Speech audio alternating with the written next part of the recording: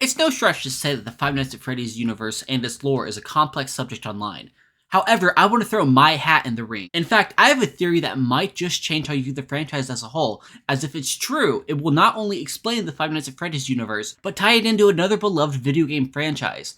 According to this theory, the universes of Five Nights at Freddy's and the Batman Arkham games are the same. Don't click away just yet. I know that sounds far-fetched, but there actually are a few undeniable connections between Five Nights at Freddy's and Batman. For starters, the puppet from Five Nights at Freddy's actually makes an appearance in Batman and Robin number 26. This is just the beginning of the rabbit hole as well. This theory also provides answers to a few of the more longer-standing mysteries of the Five Nights at Freddy's timeline. Those mysteries are the origins of the advanced technology we see in this series, and the origins of Remnant. Before we actually get into it, there's an elephant in the room that needs to be addressed, and that's what Five Nights at Freddy's lore are we actually working with here?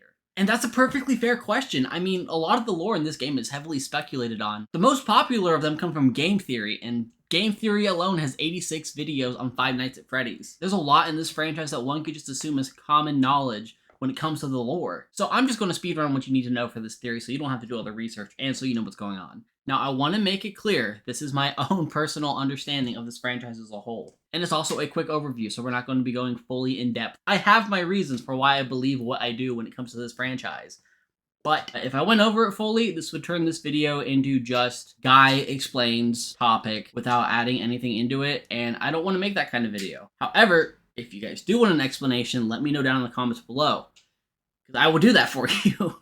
I will. I just don't want that to be the only thing this video is. You got it? Cool, let's get into it. The story of Five Nights at Freddy's begins with two men, William Afton and Henry Emily. These two would go into business together to create a family entertainment restaurant chain that featured animal mascot performers. Their first location was Fredbear's Family Diner, which was opened in the late 1970s or the early 1980s.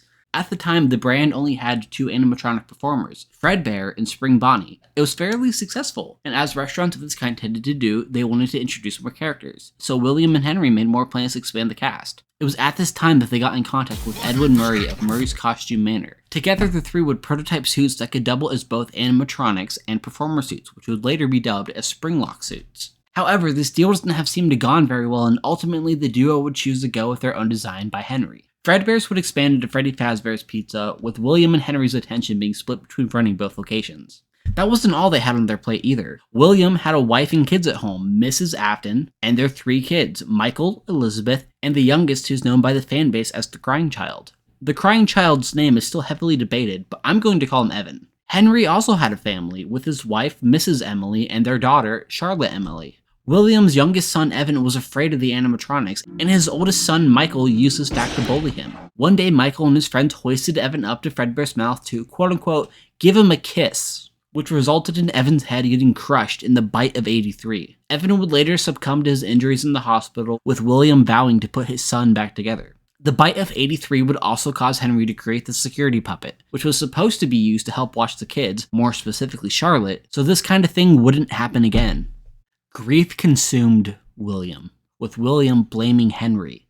The robots were his creations, especially Fredbear. That was the one Henry would wear. It was his fault, and he should pay. So, one night, William finds Charlotte outside of Freddy Fazbear's Pizza. The security puppet was unable to leave its box. The other kids inside were able to push Charlotte outside alone. Seeing this as an opportunity for revenge, William kills Charlotte.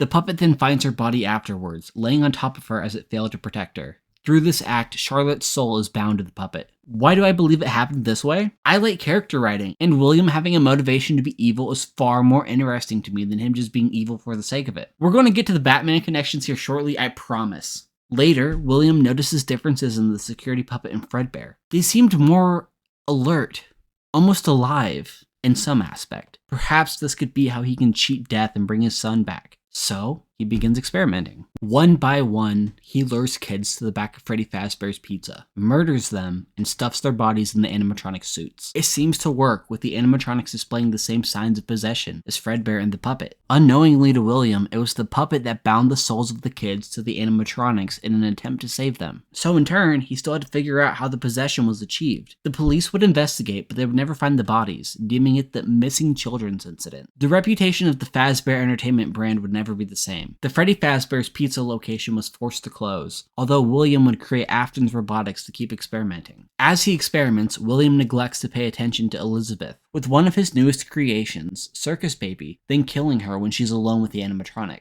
Elizabeth would then go on to possess Circus Baby, one of these machines taking yet another one of his kids away from him. After this, any remaining sense of sanity William had is gone.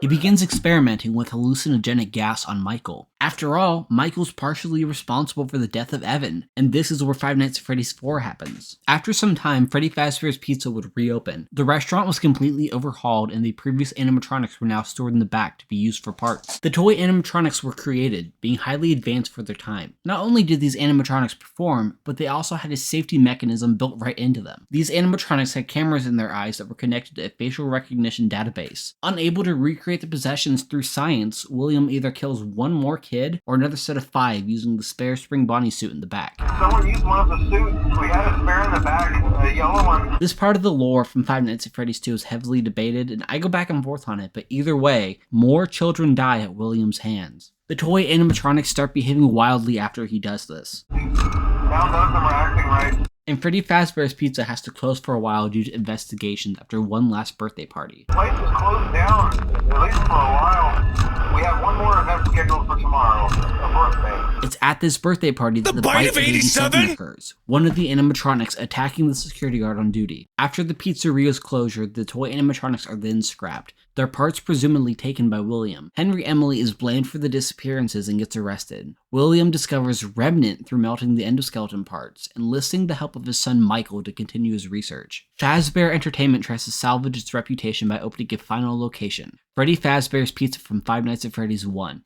It ultimately fails, being set to close by the end of the year due to there being no potential buyers. Michael Afton, under the name Mike Schmidt, works overnight security during this process. William enters the location one night, desperate for more of the possessed endoskeleton metals, and dismantles the animatronics. This process seemingly frees the spirits of his victims, and they chase him into a back room that's hidden from the cameras. That back room is where he hid the spring Bonnie suit, now laying there decrepit on the floor. Fearful, he climbs into the suit and gets spring-locked, bleeding out on the floor. Through his agony, he possesses the suit but gets sealed off in the back room. Michael goes to the Afton Robotics facility, where he is tricked by Circus Baby into being scooped and used as a skin suit for the animatronics to escape. Unknown to him, the Funtime animatronics had merged into one entity called Ennard, with Circus Baby being their leader. Once it was deemed that Michael's skin suit was no longer suitable for them hiding, they would eject themselves and discard his body on the sidewalk. It's complicated, but somehow Michael possesses himself and vows to find his father for revenge. It's me, Michael. They didn't recognize me at first, but then they thought I was you. I should be dead, but I'm not. There is only one thing left for me to do now. I'm going to come find you. I'm going to come find you. Ennard also kicks Circus Baby from their collective. Decades pass, and someone opens a horror attractive based on the urban legend of the Fazbear Entertainment brand, Fazbear Frights. They find William in the back room of the old location and put him on display as Springtrap. You're not gonna believe this. We found one.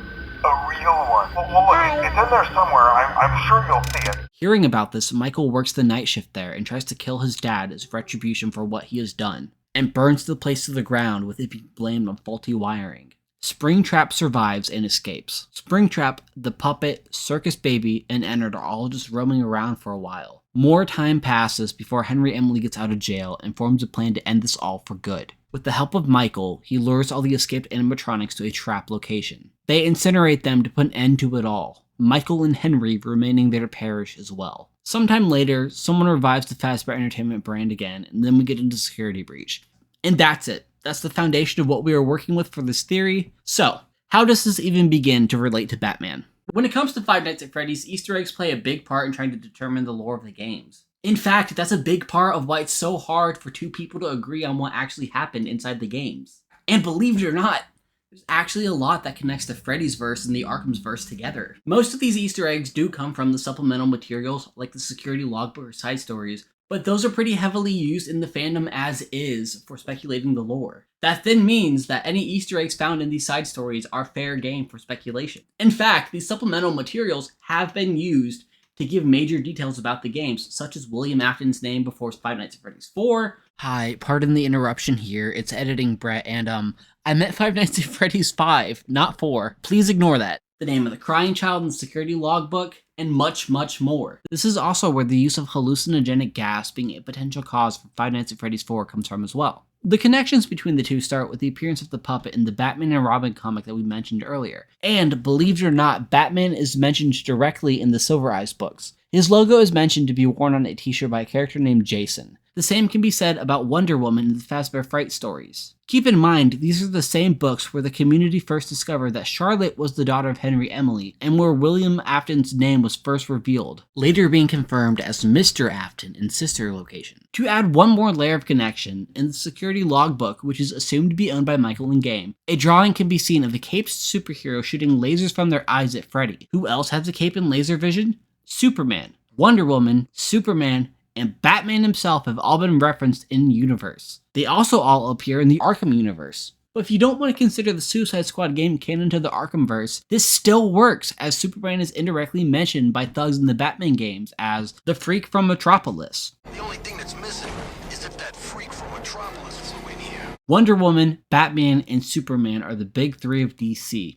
So if Superman exists, then one could easily assume that Wonder Woman does too in the Arkhamverse. These two properties are connected through references. Okay, and that's all just merch, a pose reference, and a doodle. That doesn't mean they actually exist in the universe, that just means they're characters like they are in our world. They're intellectual properties. That's a good point, but that's actually wrong. Merch of superheroes typically exists more often than not in their own universe. Batman in his own universe even has a whole McDonald's-esque restaurant that exists called Batburger. All the items are Batman themed and the employees wear cheap Batman costumes as their uniform. If Batburger can exist within the canon of the Batman universe, a kid wearing a t-shirt with a Batman logo on it is far from unreasonable. This would also explain the highly advanced technology we see in the Five Nights at Freddy's games. In the Arkhamverse, there's a location known as Wonder City. It was run by Ra's al Ghul, a Batman villain who is immortal until cured in one ending of the game, where there are these robots known as mechanical guardians. They have highly advanced AI software, their eyes glowing and having video cameras. This all existed in the Arkham lore in the 19th century, but it was abandoned. It's not too far-fetched to say that perhaps someone smuggled one of these guardians out of the city, reverse engineered it, and then tried to sell off the devices as their own creations. Perhaps when planning the Five Nights at Freddy's 2 location reopening, William and Henry went to one of these shows and found one of these repurposed mechanical guardians. After all, the technology would give them a leg up against their competitors. Perhaps it was even Edwin Murray of Murray's Costume Manor. After all, the Mimic itself is very advanced and capable of combat. I digress. Regardless of who was selling it, it would explain the jump in technology that we see in the Five Nights at Freddy's 2 location. I mean, Fazbear Entertainment went from performance suits that could also be animatronics to animatronics who can walk around and have cameras in their eyes that are connected to a criminal database. It seems like quite the jump, but who else could do that? The Mechanical Guardians. William could then expand upon these to create his Funtime animatronics after the Five Nights at Freddy's 2 location closed. If that sounds outlandish, this is actually the most rooted in history this theory gets. In fact, that's even where the inspiration for Five Nights at Freddy's animatronics got their start.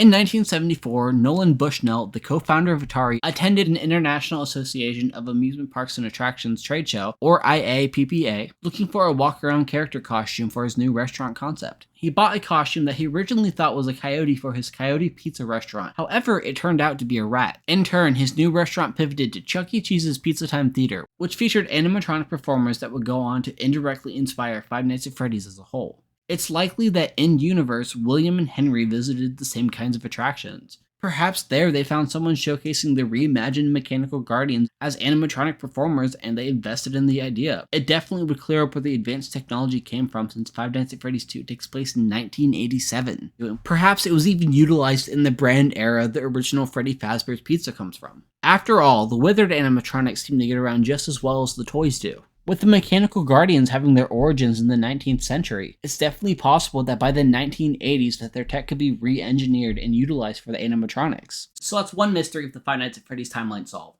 What about Remnant? In the Arkhamverse, there's this naturally occurring phenomenon known as the Lazarus Pits. It's described as a mystical vat of arcane chemicals that blended together to create a regenerating serum. This is how Ra's al Ghul achieved his immortality. Its composition is unknown as well, as it simply bubbles to the surface from within the earth itself. It should also be mentioned that a common side effect of the pits is that whoever is submerged into them emerges with a temporary state of aggressive insanity. In Five Nights at Freddy's, we still aren't fully sure about what the soul metal or remnant actually is. Although it should be mentioned that within the graphic novels, it's a liquid or serum that can be injected into things, which turns them aggressive in most cases. Perhaps by accident, William Afton discovered part of the formula to make the serum within the Lazarus pits. The Arkhamverse also provides an explanation for where William Afton would be able to get his hallucinogenic gas that was used to create the Nightmare animatronics. In the Arkham games, a group called the Arkham Knight Militia utilized a weaponized version of the villain Scarecrow's fear gas.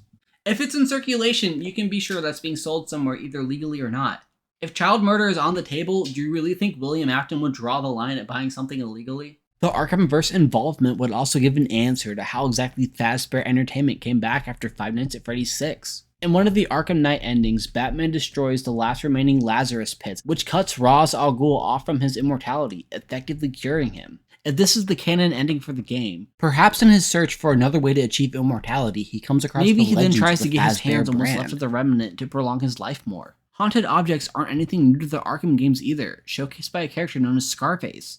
Scarface himself is a puppet made by an inmate at Arkham Asylum. He was crafted from the wood of a gallows tree where 313 inmates completed their death sentences. That inmate was then in turn murdered by a criminal mastermind known as the Ventriloquist, who claimed Scarface made him do it. While most believe that Scarface is a tool that the Ventriloquist uses to act out his darker urges, the Ventriloquist himself believes that the puppet is possessed and influences him to do it. That sounds like how some people believe the rumors that the Freddy's animatronics are haunted and others claim they aren't, just like Fazbear Entertainment wants you to believe as well. So that begs the question, if these two do take place in the same universe, why doesn't Batman get involved? This one's actually pretty easy. He just didn't know. The earliest game in the timeline is Arkham Origins, with Batman being approximately 27 to 30 years old. That game is speculated to take place in 2003. In the timeline we established earlier, the first murders at Freddy's take place around 1983. Evan gets killed unintentionally in 1983, Charlotte's murdered on purpose sometime after that, and the rest follow that. That would make Batman, or more accurately Bruce Wayne, 7 to 10ish years old at the time the murders occur. Five Nights at Freddy's is also theorized to take place in Hurricane, Utah. That's pretty far away from Gotham City, which is in the same location as New Jersey in our world. Do I think Batman could solve the Five Nights at Freddy's murders? Most likely. However, I don't think they would even come anywhere close to being on his radar. It would be more like an urban legend than anything worth seriously investigating by the time Bruce is Batman. But for what it's worth, it looks like William Afton already got a punishment way worse than what Arkham Asylum could provide. There you have it, a definitive solution to the Five Nights at Freddy's timeline that explains every little detail and every last mystery by connecting and confirming it takes place in the Batman Arkhamverse. What? There's more evidence. I don't remember scripting. This video is one big April Fool's joke, and while I think this theory is really fun, I can't take it seriously anymore, so we're not going to.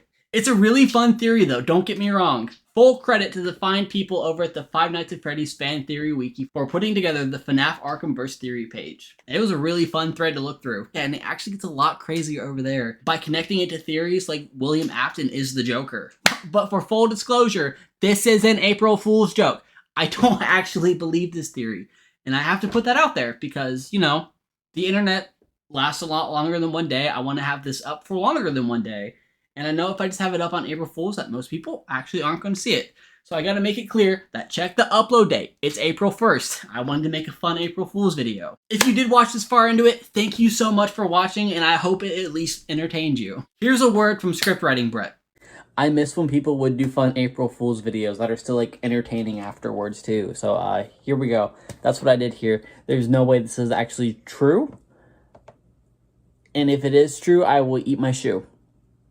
But back to you, Brett. That's all I have for this video. I hope you at least enjoyed it. And if you did, leave a like and subscribe. Maybe. I don't know. I'm not your dad. You can do what you want. Anyhow, have a great rest of your day.